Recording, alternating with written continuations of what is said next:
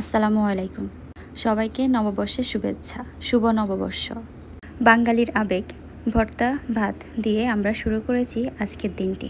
লইট্টা শুটকি হালকা করে ভেজে সাথে বাটামরিচ, ধনেপাতা, পেঁয়াজ, লবণ মিক্স করে ভালো করে পাটায় বেটে স্পেশালি পাটায় বাটা ভর্তা অনেক মজা হয়। ভালো করে বেটে নিলে হয়ে যাবে লইট্টা শুটকি ভর্তা। এই ভর্তা কিন্তু খেতে সত্যি অসাধারণ, আপনারাও ট্রাই করবেন। এছাড়াও আমরা বানিয়েছি চাপা শুটকি ভর্তা।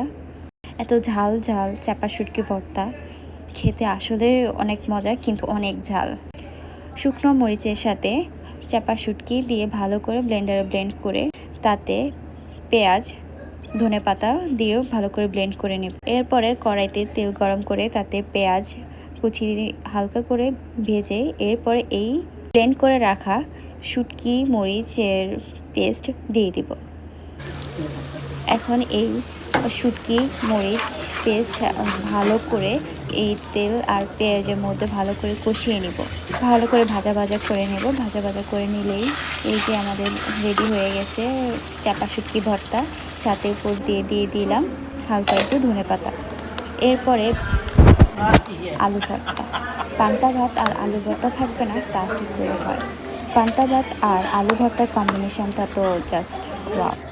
এরপরে হচ্ছে আমাদের ডাল ভর্তার জন্য ডাল বেটে ডাল ভর্তা করে নিলাম।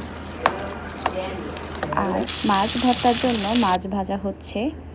হচ্ছে মাছ ভর্তা, মাঝে ক্লিপ নেওয়া হয়নি। এরপরে সিরিয়াল হচ্ছে ডিম ভাজা। পেঁয়াজ কাঁচামরিচ দিয়ে ভালো করে মেখে ডিম দিয়ে আমরা ডিম ভেজে নিলাম। পান্তা ভাতের সাথে এইভাবে ডিম ভাজা খেতেও কিন্তু অনেক মজা লাগে।